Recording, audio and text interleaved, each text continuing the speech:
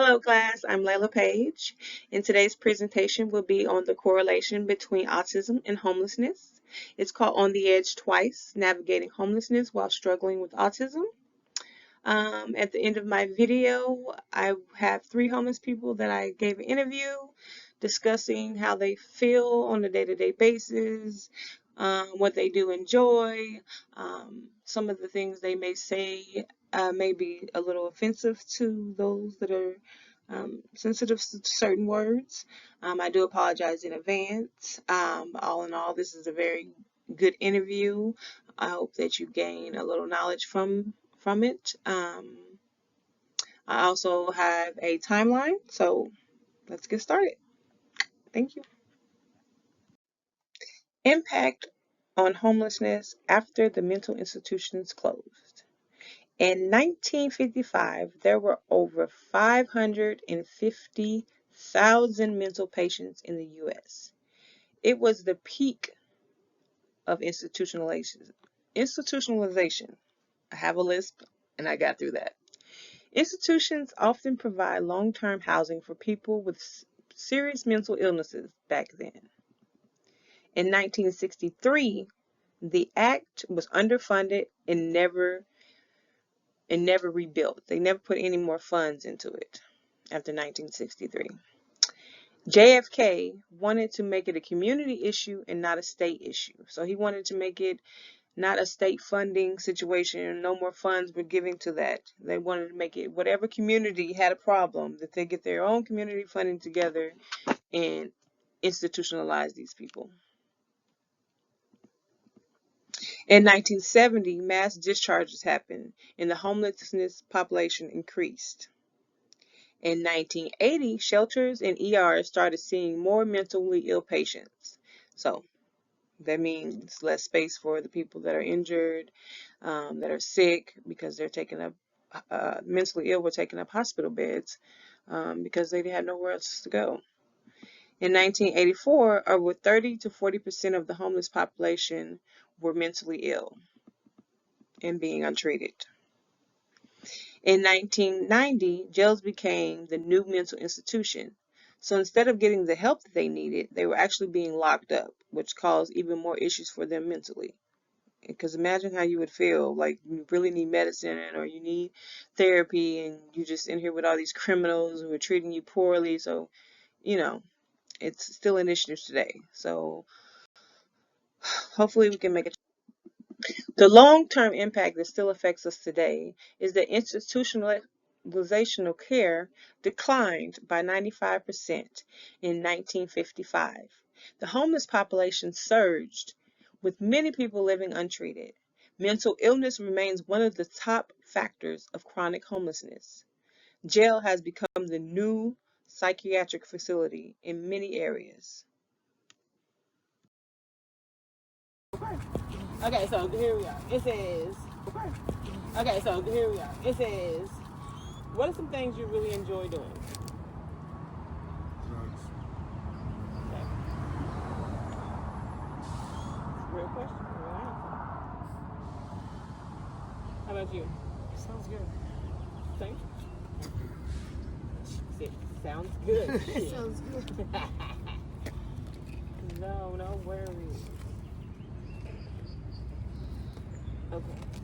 Let me see right here what you got. Oh! She's nicked. All right. What is a typical day like for you guys? Long. A long? Very long. So long. Okay, but like, what do you like to do during your day? Like, I know y'all like to do drugs, hang out with the dog. You got what? What did he say? Boosting? Okay. These kids are gonna be like, every stereotype is right. God damn it. Fuck Not these true. bums. Not true. Sometimes you gotta do what you gotta do. You gotta survive, right? Okay, how do you prefer to communicate when things get overwhelming? Like, how do you guys communicate when one of y'all get on the table or it's too much?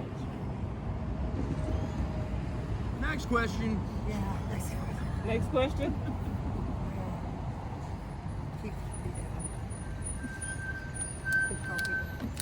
Okay. Do you use any tools to help you manage daily life? What is your drug of choice? Cigarettes, Cigarettes. alcohol, cigarettes. Cigarette. For me, Okay. Peter. I understand. My drug of choice is marijuana. So, what is something that helps you feel included and understood? Streets? The streets? No, on the streets. No, just period in life. Like, what helps you feel included? God, I don't know. You said God? Yeah, I mean, Okay. who wouldn't feel included with what? When someone can reword what you're saying and like demonstrate that they actually understood what you said. Like, out of all the groups, all the people you see hanging out together, all the homeless people you see hanging out, what makes you want to hang out with these two out of everybody else? Well, I know, really, considering this rest, I mean, this would be the brighter of the. Okay. I mean, we're together and this is my buddy. Yeah, Right. so. Okay. Like, unity makes you feel good. Unity. Okay. Are there things that help you feel calm and safe? My boyfriend. Your boyfriend? Okay. That's good. Your boyfriend. What about your little doggy here? Oh, yeah, always. Always. What's his name? Shaggy Daddy. Shaggy Daddy. That's cute. Little Shaggy Daddy. It's very fitting for him. And he over there smiling. Like, yeah, girl. Okay, have you ever had support for any of your issues? Or do you feel like you have any mental issues that you need support with? Like, do you mean like professional support? No, it could be professional. It could be your friends. It could be your family. It could be any kind of support that you may need. Like maybe if you have autism or maybe you're dyslexic. I'm dyslexic like a motherfucker. I read backwards. Everything backwards. I mean, I've always had a support system of some kind. You know? Support of some kind. Okay. Except when I was like really young. Yeah. So when you were younger. Yeah. So I have never had like family support. I actually moved out here by myself with just me and my son from Oklahoma because my family sucks ass. They're like really judgy and really uppity and like, you know, you got to do everything to please them, and if not, they like shun you out. So that's why I really connect with the homeless community because I know how it is, you know.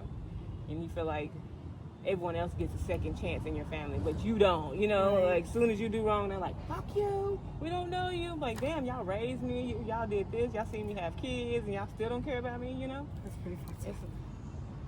It's real life. So I understand how it feels not to have support. And you know, the first thing they want to do is say, "Oh, you're mental. You need help, or you need this." You know what I'm saying? Like, well, why don't you come with me to get some help? You know what I mean? Like, why don't you show me where to go to get help instead of just making me feel like I'm not shit, you know, for needing help. That's So hilarious. That's great. I feel you guys. How long have you guys been without stable housing? This is 2019 for me. 2019. Yeah. Okay. How about you? 2 years. Okay. Not bad. How about you, sir? A year.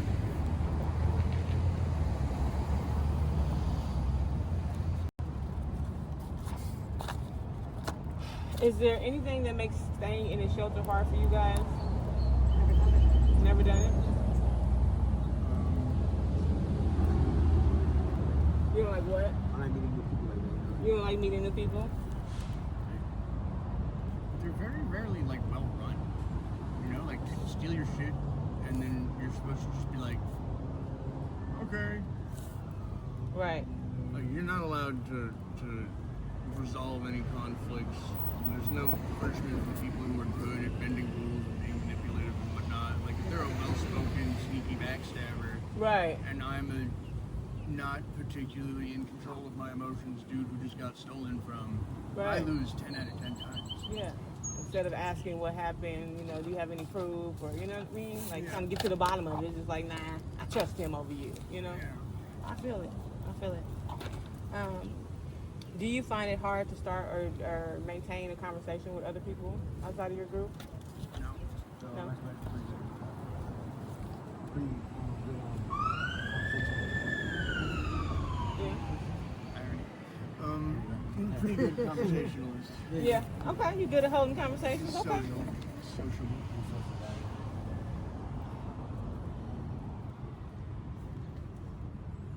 It depends on who I'm around. I pick up on vibes. You know what I mean? Yeah. If somebody's like, bitch, shut the fuck up, I'll be like, I'm just gonna shut the fuck up. But if I feel good, I'm just gonna run my mouth. And if you like it, you like it. You don't, you don't. Do you feel like you wish people understood you better, like with your situation in life? Not really. You really don't care about people? Fuck them? Not that. It's just No. like my situation isn't that complicated or difficult to understand. Right. It's not that hard to understand. It's pretty simple. Well, to the rich outside world that frown upon us, it is very hard to understand. I mean, I'm like rightfully frowned upon. Yeah. Not rightfully. You deserve a second chance. Everybody does. Do you prefer to be alone or with others?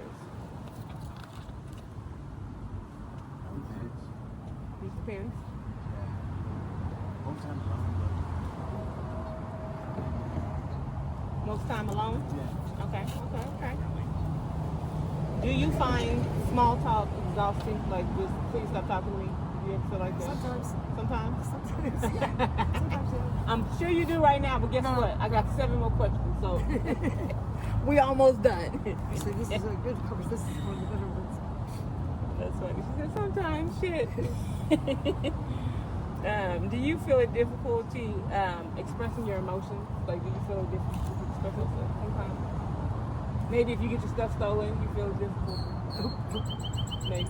It's easier on the street to express yourself. Yeah. No one judges you. Like really. they already expect you to act like a raving lunatic. So it's, Yeah. So no matter what, if you're happy, sad, whatever, it's easier to express yourself on the streets than as if you were normal. Right, because they already expect the worst from you. Right. I get it. That's actually a really good response. But you already expect the worst, so whatever I give you is good enough. Right? You can't go wrong. Yeah. No expectations. It's awesome. I mean, That's true though. That's how I feel about the president. Like I ain't got no expectations.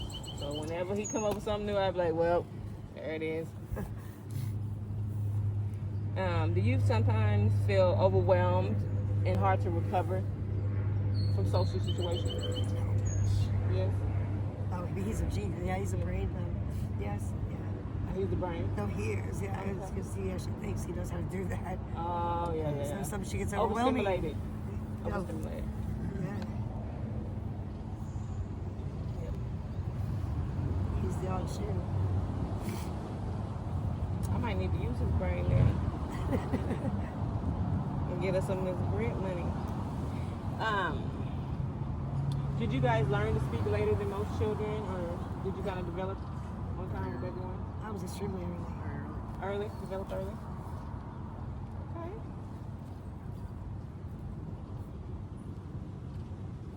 I'm not even sure about that question for myself.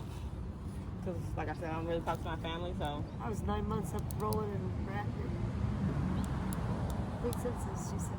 You was running backwards. You was doing Stop cartwheels. right now. Yeah, I don't know shortly after. He fell on my butt. That's good. That's good. Did any teachers or caregivers raise concerns about you when you were younger? All of them. All of them? What were their main concerns? Oppositional, defiant, violent, inattentive. All the stuff? I got inattentive a lot and talkative. Like, I just didn't pay attention. It was like she took too long to explain what the hell was going on. You know what I mean? It's like, first 5 minutes I was listening. The rest of it was like, okay, we got 3 more questions. Do certain clothing or sounds or foods bother you? Like the texture of them bother you? My socks. Your Whatever. socks? Sometimes I have to put it inside out because it bothers my toes. I don't like socks. It's too much, yeah, too fuzzy. I don't like wet The clothing. seam on the toes bothers my toes. That's about it. Yeah, I don't like wet socks. And I don't like mushy food. Like, Yeah, Ew. mushy food. Yeah, Gross. that's a really bad one. I don't want baby food No, in my baby. mouth. Yeah. I grew past that. I like solid food. Are you overly sensitive to lights or sounds, textures, or smells? Yeah, I can't stand a lot of sounds. A lot of sounds. Really bad. Are they mainly loud or just repetitive? Like, like more than one person talking at the same time, I'm instantly like 10 out of 10 fucking furious. Yeah. Because it's so smart processing of everything. It's overwhelming to him. But it's good. It builds character, I He think. goes around to be a genius, actually. Huh? He messed around and be a genius, because that's how geniuses He work. is. He's hella brilliant. Albert Einstein was the same way. Yeah. Do you follow specific routines and rituals, and if they don't go that way, it just drives you insane? No. I tried to, but You tried to? I tried to too. I really did. Like I was supposed to do this assignment a week ago. Hey, you're doing it, right? A week later, but yes. So that is the conclusion of our interview. I appreciate you guys. It was fun talking to you guys. I'm always out here bringing food, and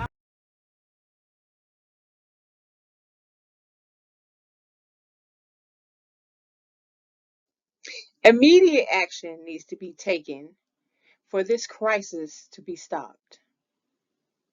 To end homelessness, we need to be able to provide safe shelter, basic needs like food, water, and hygiene supplies, as well as mental and physical health care. To be able to determine what kind of assistance they need professionally. These are the things that we need to put in place to be able to eradicate homelessness and give people with autism and other mental health disorders a chance of sustainable living.